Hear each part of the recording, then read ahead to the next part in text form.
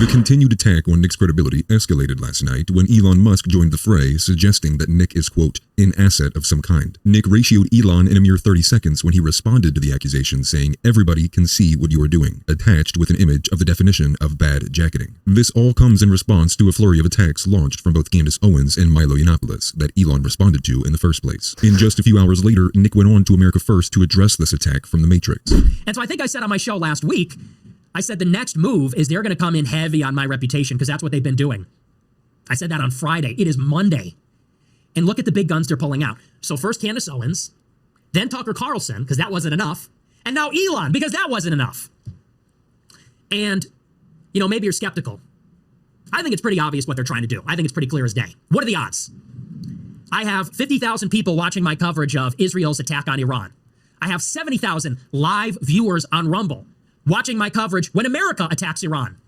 All of a sudden, Candace Owens takes an interest in me. She does a show. Hit piece. It backfires. Everybody rallies on my side. I keep getting bigger. So Candace runs over to Tucker Carlson.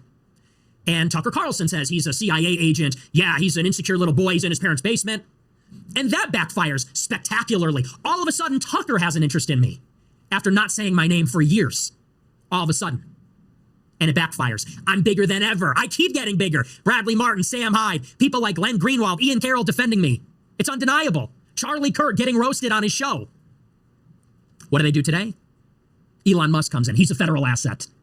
Haven't had any interaction with this guy for 7 months. All of a sudden, he's got something to say. And he has something to say to Milo, of all people. And you know what's interesting?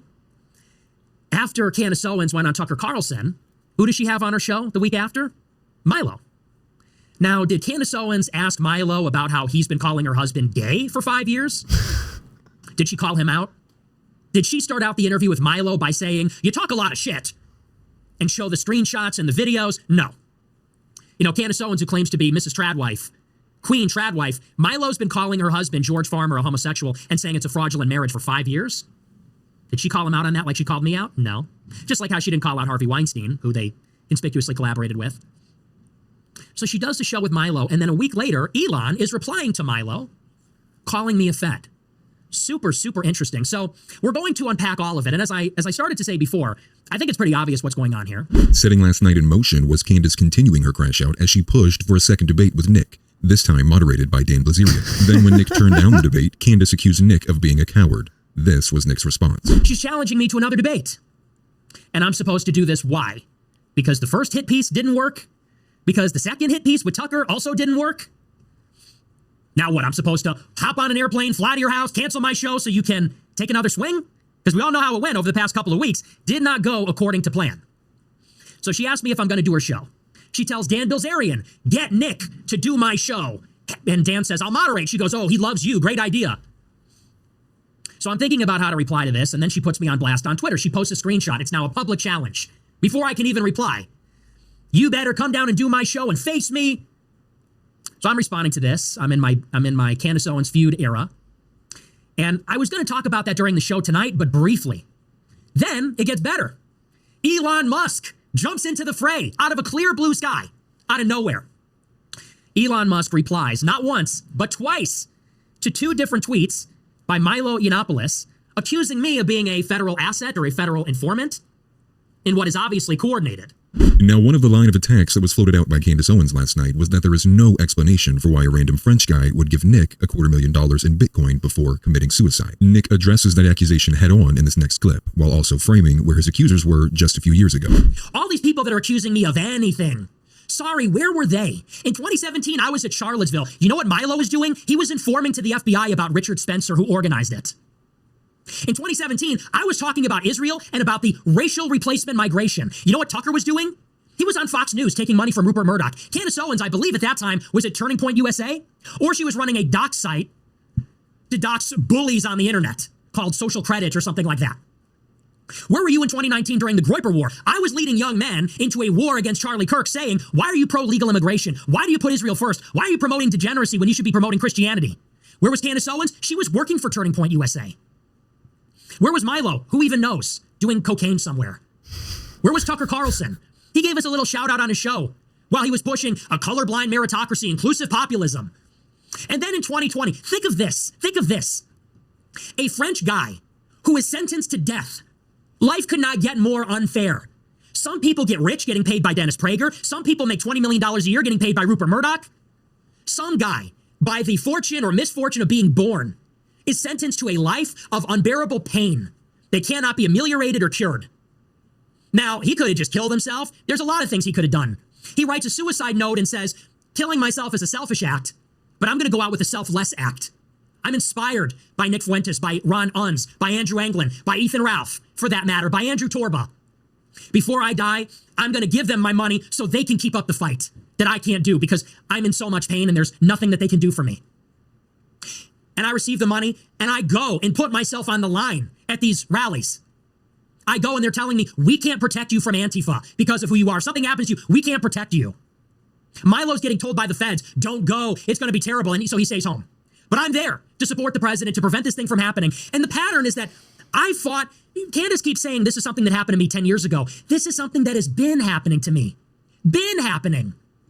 Over and over. For criticizing Israel, I got a Media Matters hit piece about me written. People are trying to kill me at Boston University. For going to Charlottesville, I got fired at RSBN. For pushing the issue, I got banned from PayPal. A year later, Ashley St. Clair got fired for being in a picture with me. When we led the Groyper War, I got banned from YouTube because one of Trump's fixers leaned in and they called me a Holocaust denier and smeared me that way. After I went and fought on January 6th, I had my money frozen. I got banned from DLive. I lost my livelihood and my career. I got banned on Twitter 6 months later.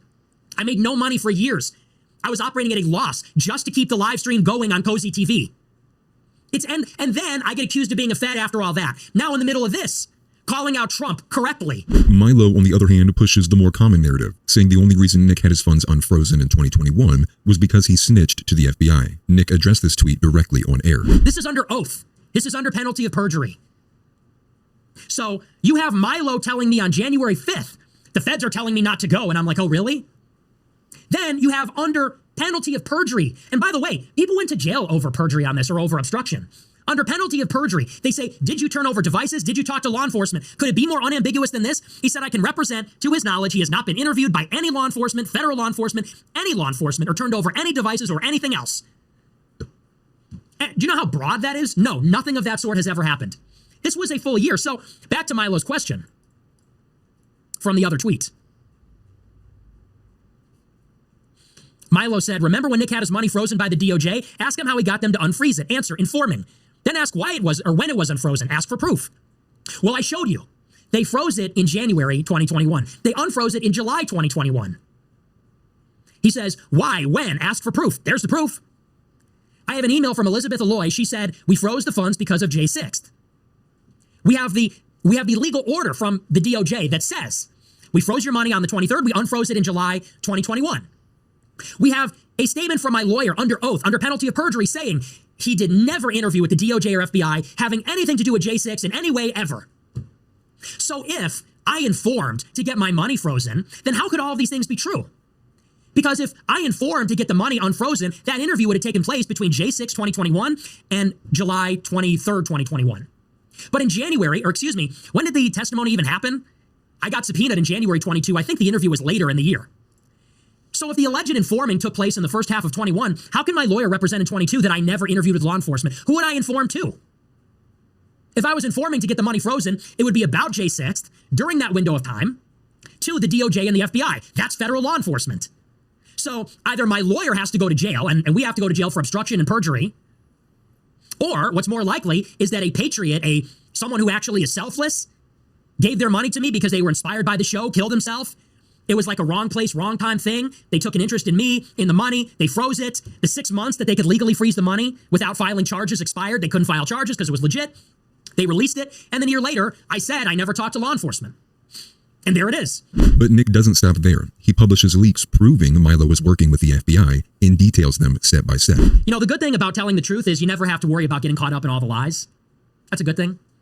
You know, when you're a liar, you have to worry about text messages from 4 years ago because the story's always changing based on what suits. But first, let's start with the text messages from Milo.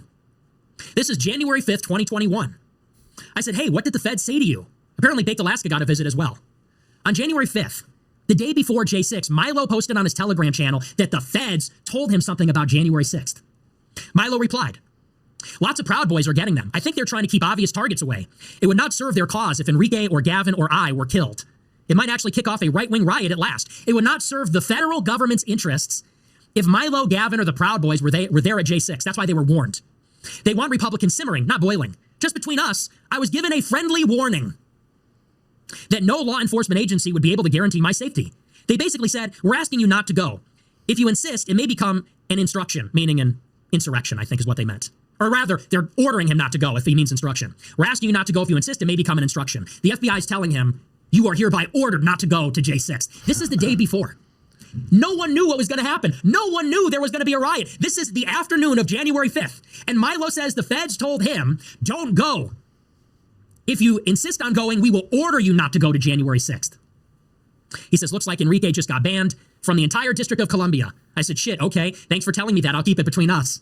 Well, in case you lie about it 4 years later. I agree with what you said on Telegram. Something's up. I have a bad feeling about this one. Unmatched perspicacity. Imagine shooting a man with your last bullet. He stands there unfazed. I said, I'm going to go to the Trump rally at the Ellipse and then get out of Dodge. He said, that would be smart. Don't be out at night, whatever you do. And honestly, I would just not be out and about. You are recognizable enough now. Rally and fuck off is smart. I said, yup. Too much funny business going on to play around. Milo said, I've heard of 5 Proud Boys so far who got visits from the feds this morning. Mostly New York guys who weren't home or already left for D.C. who had it on their Ring cameras or their wives answered. I said, do you know if the feds had a similar message for them? He said, asking, don't feel left out. I said, I'm happy to be left out, LOL. Okay?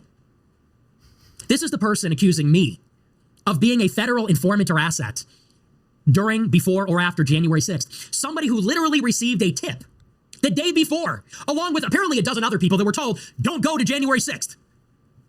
That's what they were told. This is the person accusing me. So just so you understand, this is not even a good faith accusation. Milo has accused me of a lot of things over many years. Your viewership's botted. Your Twitter's botted. You've embezzled money. You are a dick to your followers. You're a bad boss. You're a fed. You're an informant. You're not an artist. You're this, you're that. You're with Ali. Around and around and around it goes. If somebody is just flinging shit at you constantly, looking for something to stick, that's a political attack. That's not somebody that's investigating the truth.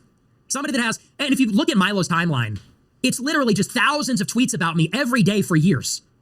Every accusation under the sun. Oh, but it looks like we found one that might work. This one's convenient. That's what it is. And this is the person saying it. He was talked to by the feds himself. What most people don't realize who are far outside politics is that even inside of the dissident right, there are factions that are highly skeptical of Nick and attack him for similar reasons. But one of those normal detractors had a change of heart based on the actions of the accusers, with the Ferryman's Toll writing, "The irony of this is that I have been skeptical of Fuentes' involvement in January 6th for a long time. But the fact that you and every other shitheel from Con Inc. are attempting to coordinate this assassination after he just wrecked Owens and Carlson is making me think he has always been innocent, which signals to me that Nick Fuentes' effectiveness at being a wrench in the system is becoming undeniable, and all the more reason to be concerned for his safety." So, Nick Fuentes, this guy, has just been a player in the internet right for years now. Many moons. Started on Twitch. He got banned from Twitch. Now he's on Rumble. And now he's back thrusted into the spotlight after kind of just calling out Candace Owens and Tucker Carlson for being industry people and having, the type of connections to what would eventually lead to 3-letter agencies is what people would say, like the FBI and all those kinds of things, trying to push a government narrative and kind of pushing status quo stuff, or rather what the powers that be want. And it brings the thought that, maybe he's not as bad. He's just promoting a little bit of some stuff that's maybe problematic. Some things are uncool. I don't know all of his stuff, so I'm not going to pretend to be a Nick Fuentes expert. That's why I'm looking up his Wikipedia page. Same. But it says that, he denied the Holocaust and all these praises Hitler and neo-Nazi and stuff. Another thought leader in today's society, Adin Ross. Here's him learning a little thing or two. What does a fascist mean? A fascist. It means you are super fast. A far right authorization on ultra-analytic. Oh my God, ultra-analyst political ideology movement characterized by dictator leadership, centralized autocracy, militarism, forcible suppression of opposition. So I don't know what that means, bro. I swear to God. I don't know what the fuck a fascism is. I don't know what the fuck that is. Benito Mazzulli and Giviante Genitile and Jason Stanley. Like, who Genitile. the fuck are these people, bro? Never heard of my fucking life. What is an example of a fascist? Yo! Hula. Wait a second. And then that's because what's his face kept getting Adin Ross kept getting talked or told by his fans something or someone was a fascist. And he's like, I don't even know what a fascist is. What's a fascist? Looks it up. So speaking of fans, What are you even asking? What, did you think that was a good question? Did you, honest to God, think that was a good question? It's not even a question.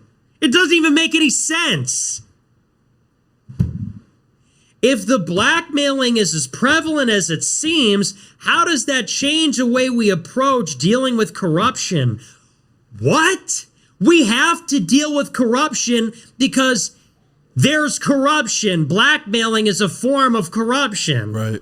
So what are you even saying? Stupid ass. $150 to say fucking nothing. $150 and all that yapping for a question that doesn't even make sense. Did you even, like, seriously? I can't tell if you're stupid or what. Or trying too hard.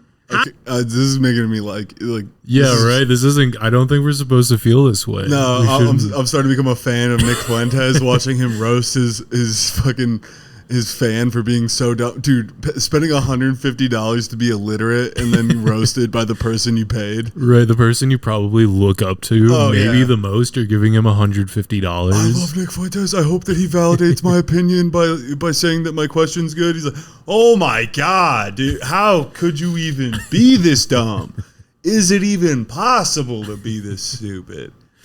Do you know how to breathe through your nose? I mean, goodness gracious. How do you even fart out a question so bad?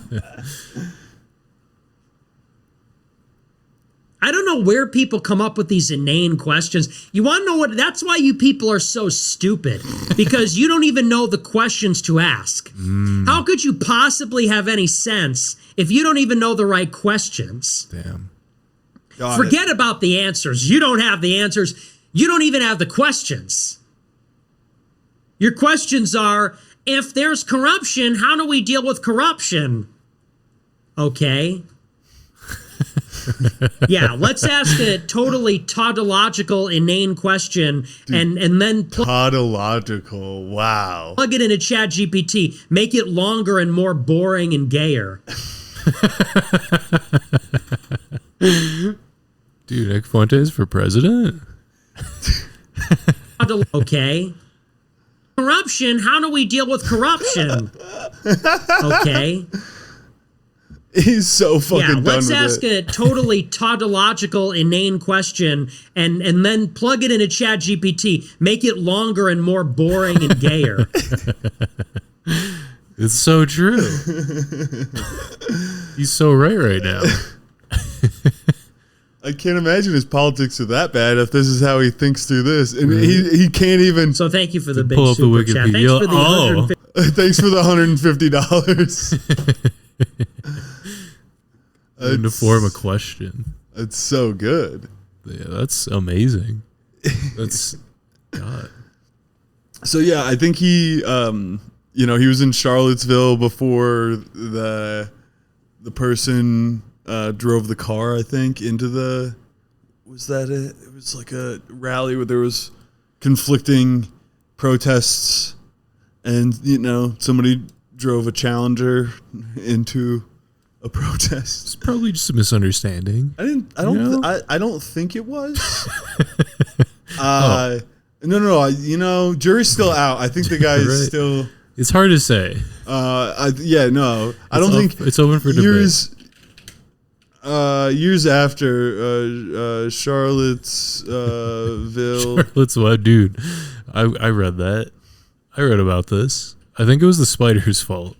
I'm pretty sure. I don't know if we can put that in there. Oops. Car attack. Yeah. Okay. So is a white supremacy. There is T attack. I love a good T attack. It's like a timeout, but different. And then there it is. There's the Dodge Challenger. Nice. And hell yeah, drove from Ohio. Ooh. Represent. Ooh. Wow, dude, they didn't give James Alex Fields Jr. his fucking Unite the Right rally. Oh, okay. Ooh. I don't know if we could show that at all. Yeah, I don't know about that. He pled guilty to 29 of the 30 federal hate crime charges. I mean, just to avoid the death all. penalty. And it's okay, guys. What? Okay, so he got life in prison plus 419 years because he might be a vampire. Nice. And so they just want to make sure. Right. You can never be too careful. It's life plus 400 years because he's a vampire. So it was actually James Alex Fields Jr. or Dracula Jr. Is there like an arbitrary line where if you commit 30 felonies, you get the death sentence? No, I think there's something about him pleading guilty so they don't have to go to trial. Oh. So I think that they said that we won't kill you. We won't kill you if you say, oopsie poopsie, I made a doopsie whoopsie. And you're going to spend the rest of your lifesy wifesy behind barsy warsies. Unless he gets pardoned. I like a love true how it shows patriot. weapons and then it just shows a 2010 Dodge Challenger.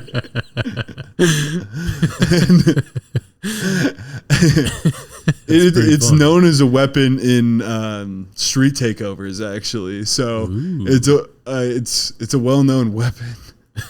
And those street takeovers started really popping off after COVID, I believe. Yeah. So this guy was really, not only was he a white supremacist domestic terrorist, he was also an innovator. Okay. What a title. Yeah. Innovator and white supremacist terrorist. His biography. Just us giving him, he was ordained. He wasn't actually. We're just giving him a fake backstory. Start a church of terrorism. No. Just talk about how good he was. And then like one time a black guy cut him off in traffic and he was just like, that's it. I'm going to Charlottesville. I know what I have to do. So he was, okay. So he deliberately drove his car into a crowd of people peacefully protesting a white supremacist rally. Okay. At first I was like, how is he a white supremacist if he was attacking the Unite the Right? Right. Got it. It should be Unite the White, by the way, if they're really doing, but never mind. I'm not on their side anyways. We should try contacting them. We should be, your marketing's really bad. You can hire us for $50,000 and you could believe me, I have the skin color you guys like. Right. And the hair and the eyes. And just looking at Nick Fuentes instead. Just a better thing. Dude, what a good 2 minutes and 1 second. Yeah, it was a great clip. He's fucking done with this guy that spent $150. Great guy. I'm sure his opinions are just as great as his roasts. I honestly don't know his opinions. I genuinely don't. I don't know. We were taught from a young age Wikipedia isn't a great source when you're citing something in your papers. So benefit of the doubt here, guys, girls. Yeah, it's cat things. Cat girl. I've just got cat girls on the mind. You would make a great cat girl boy. Or wait, cat boy girl. What about a cat dog? How good of a cat dog would he be? It's hard to say. Because which half would remain. When did cat dog get off the game? Can we talk about this? like I'm pretty sure as an adult I dreamed about this and I was like, wow, what a weird dream. And it's like, no, this was a TV show that I watched as a child. Yeah, and it was first released in the early 2000s, and then I guess, so I don't know how this happened. where there was 8 episodes and it somehow was released over the course of these years. I think it was maybe where it was put on air. I don't know. Yeah, weird. But this went on for a while. Yeah, this was it, dude. Cat Dog.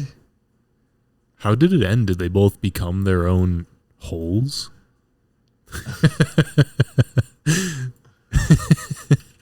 It's just a great sentence. Not their own, like... the final episode was 2005.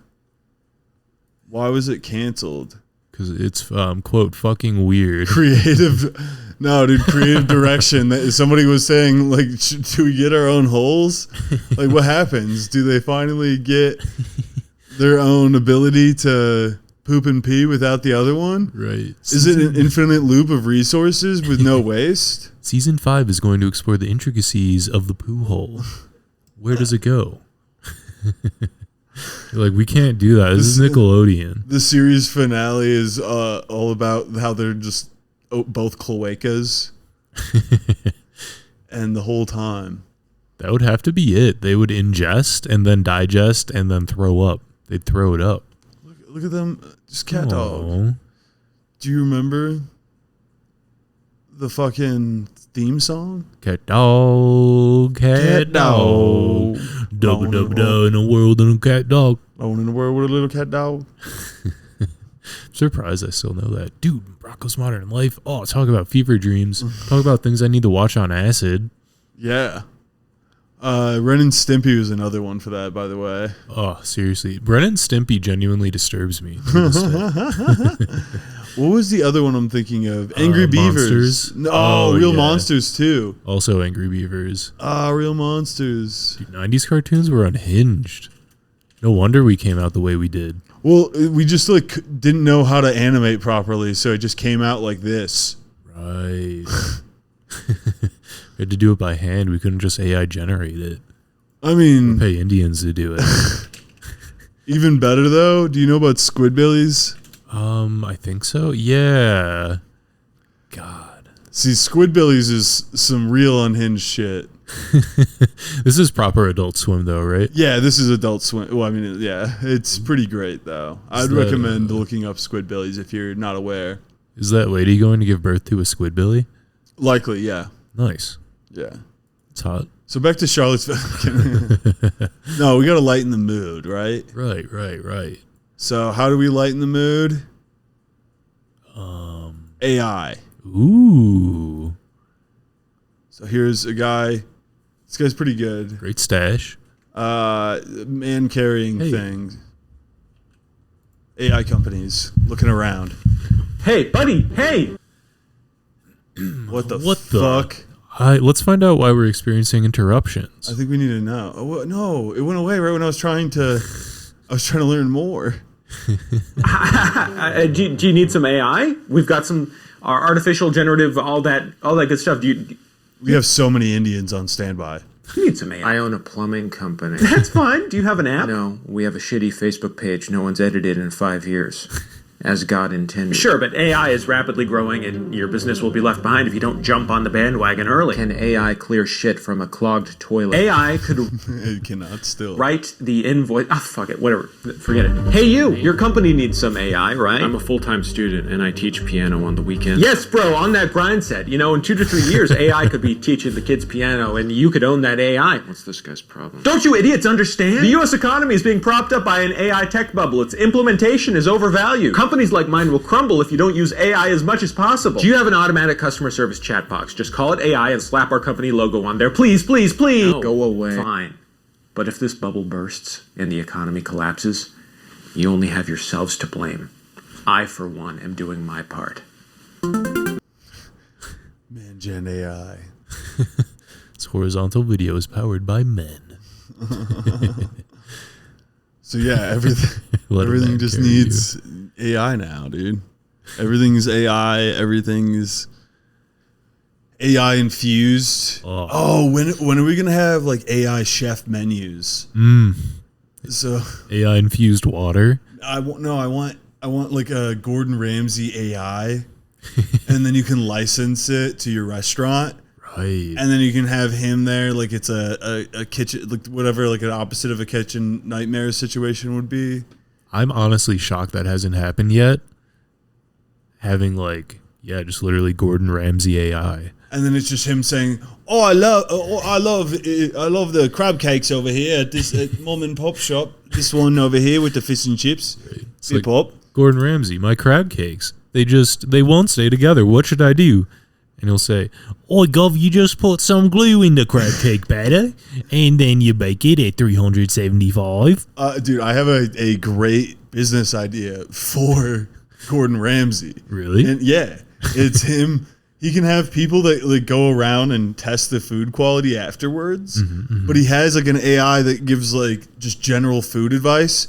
It get all of the different videos of him just teaching people how to do things, and then maybe his cookbooks. It learns all that, and then it'll give a bit of advice on their menu, and then he'll either do a cameo if you're really lucky, if you pay for the Premium Plus subscription one, right. Or he'll have the fucking newest version of DALL-E or whatever, or Gemini generate you a video of him saying how awesome your restaurant is. I love McDonald's is the way they do the French fries they do, and he just talks about that. I love Billy's Diner. I love Billy's Deli. Toilet. It's the neighborhood toilets. The way that they go to Chili's is exactly the way as I said to. So that, and then they have, a network of people that go by and just test the food and say this, Gav. Especially if it's he would have the dish, that's inspired or Gordon Ramsay approved, and that's it. And he has his whole business where you could sell that in different areas. It's almost like his own Michelin star. Yeah, fuck Michelin stars. It's all about Gordon Ramsay AI star. Yeah.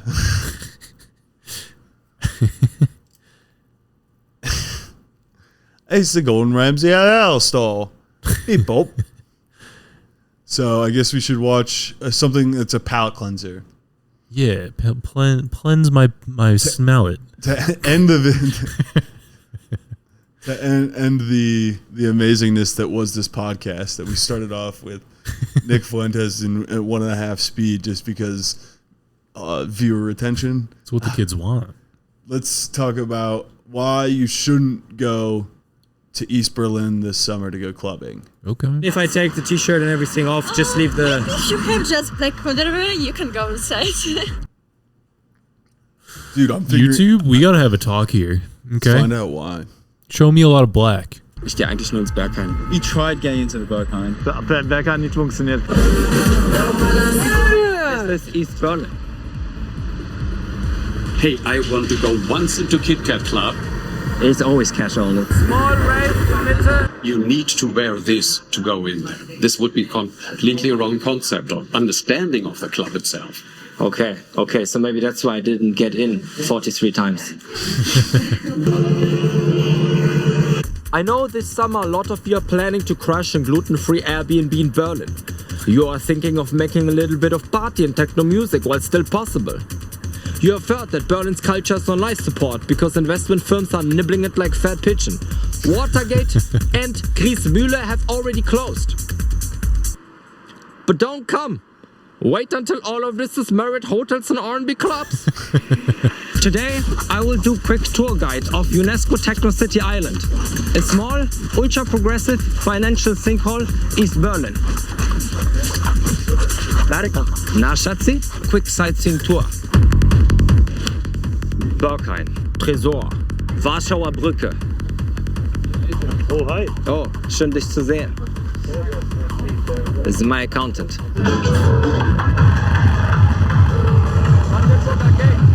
But why so many techno clubs in Berlin? Quick history lesson. Berlin Wall. You saw there was a straight line, no? During the Cold War, no one in West wanted to live near the wall, so the state offered subsidies and military exemptions. Of course, only crazy pacifists came. After a wall fell down, West Berlin peace punks airdropped into the east because abandoned Soviet warehouses were perfect for making parties in latex clothing. Basements became recording studios. Dog Biscuit Factory became exclusive nightclub. Berlin is a place to be, always has been. go to party. Your first step is pre-warm-up in M10 Stadtbahn. Then you go to your local neighborhood bridge for a rave. Rave under bridge. Then you befriend the Telegram admin to find a more exclusive rave. Where's everybody? Then we go for some lighter vibes in About Blank. Then we go to Lok Schuppen. It's modern art gallery. Yeah. Just for dinner. But the party doesn't begin until 2 a.m. when we go to Berghain. Berghain is known as like a super exclusive, like they'll just turn you away and stuff. It's like the one of the most exclusive clubs that I know of in like this scene for sure. So it's a big deal to get in. Notice everyone's wearing black. This is Berghain, statistically harder to get into than Stanford. 40-meter high concrete so thick it cancels the student loan anxiety. What about the clothes?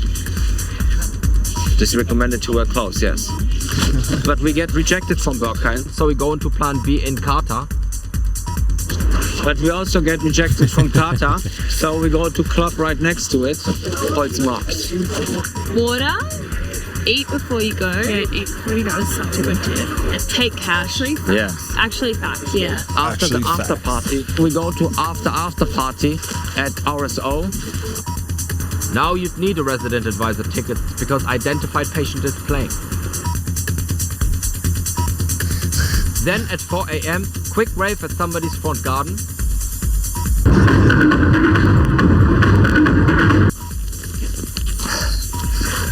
Then we go for brunch in Michelin star restaurant. Michelin. Quick pre-warm-up cycle for next day at Sisyphos. Then 12 p.m. small rave on street.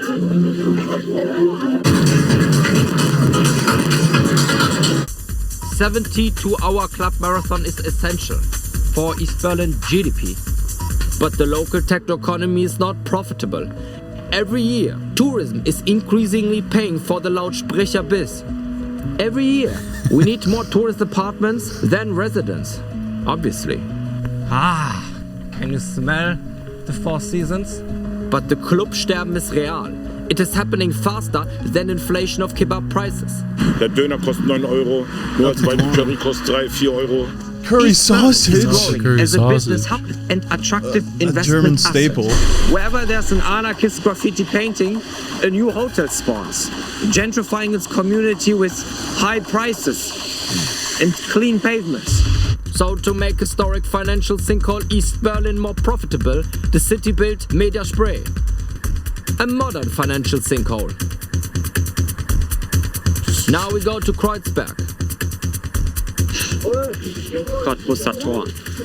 Many people say this is East Berlin, but it is not really East Berlin. East Berlin smells much worse. Cottbusser Tor. Now some quick impressions of the word wunderbar. Wunderbar. Wunderbar. Umsatzsteuer, What the hell? Hartes Thema, Leute. Ich gehe eigentlich nur ins Bergheim. About blank. My friends that are doing underground raves. Do you speak to the bouncer in German? I'm speaking German? No, I'm not speaking. I'm lived here like 3 years, but I'm not speaking German. First, I need to speak English a little bit. Make friends. Make friends. So it's only network. Everyone is so open to newcomers. It looks different than like other cities, because in other cities everyone just dresses kind of the same, basically. There's a freedom to be yourself, maybe that there isn't in, like in, say, London, you get heckled on the tube and stuff. Die sehen halt auch wirklich, ob du diesen Vibe halt hast, ob du das halt auch wirklich lebst. Und ich glaube, das Schwierige ist halt für die Leute, die halt mal reingehen wollen und das vielleicht nicht so im privaten Leben, sage ich mal, da passen die halt auch einfach auf. We tried getting into the Berghain. But that's very exclusive. Yeah. And because it's so famous club and inside it's amazing. Are you getting in Berghain every time? Sometimes. Ich habe eine Frage, wie komme ich in Sisyphos rein? What the? Der Bäcker hat nicht funktioniert. Guck mal, mein Outfit. Karte auch nicht. Auch nicht? Auch nicht, nee. Oh, keine Ahnung, Digga. Ich sehe nicht so schlecht aus. Poor guy thinks he's ugly. He's a good-looking dude. He looks like an average guy. Looks like a little gooby wooby.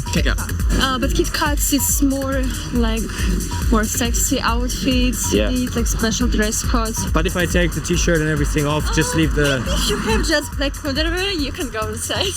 You think they will let me in? Yeah. Maybe. I'm actually not sure. They say if you want to go into Kit Kat Club, you need professional help. So I went to my local latex store. It is not said at the door of Kit Kat Club that you need to wear this to go in there. This would be completely wrong concept of understanding Next to everlasting construction. the club itself.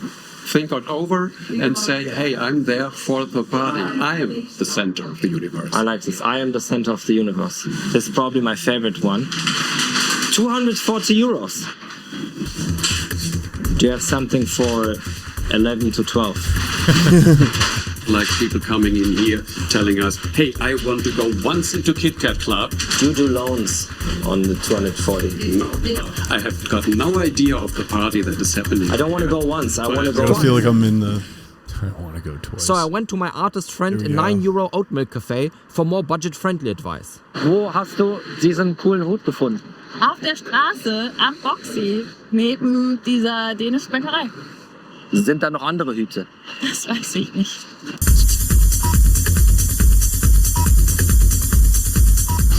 First, pre-warm up in my favorite public toilet. It's the toilet. Let's see. I usually come every Saturday. Let's see the... So, have you heard about the party before? I just know about Nanetta. Okay. The one of the DJs, yeah. Okay. Yeah. Okay. As I was about to be let in, Slender Man club blocked me, completely destroying the made-up story I told the bouncer in. Who cares? Everybody knows Berlin's biggest parties happen in between new 8 stops.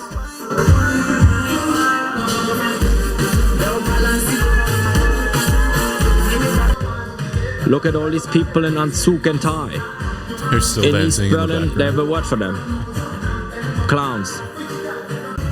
So for the 44th time, I tried to get into Kit Kat Club with good intentions of gaining clout. But as I was approaching the door to Nirvana, I see my private security in the front queue ready to go in just for fun and say party. And he did not come up with the idea of getting me inside. All the security are the same. So for the 3rd time this weekend, I tried to get into Qatar.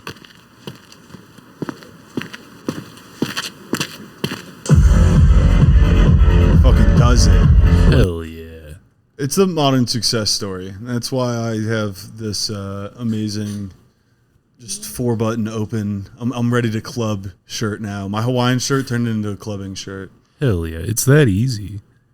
So yeah, that's what we should do this summer. We're all doing. It's a fan meetup, East Berlin. Mm-hmm. We're all going to be at Qatar. Mm-hmm. Kit Kat Club. Well, the fan meetup's at Qatar. I don't know if everybody can get into Kit Kat Club. Gotcha. We'll be actually the fan meetup's outside of Qatar. Because knowing our fans, knowing our German fan, it'll be like one. Right. We have fan in Germany. We'll just go with them to East Berlin. Little Wiener Schnitzel. Little local rap sensation, Lil Wiener Schnitzel. German rap sensation, R1 fan, Lil Wiener Schnitzel. That's how we'll get in. We'll be like, we know Lil Wiener Schnitzel. Okay. He's playing this. Oh, you're right. He is playing tonight. So. Oh, you know Lil Wien? Oh, Lil Wien. Oh, you know Lil Wien? Oh, so you know so much about this Wiener Schnitzel. You tell me you go way back. You say you saw him when you went to Luxembourg for you studied abroad. And then your travels.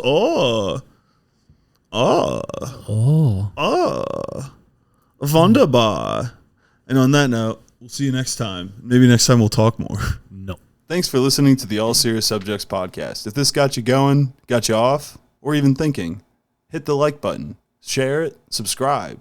Drop a comment down below if you want us to talk about something. We're listening. Stay tuned, and we'll be here. Until next time. Bye.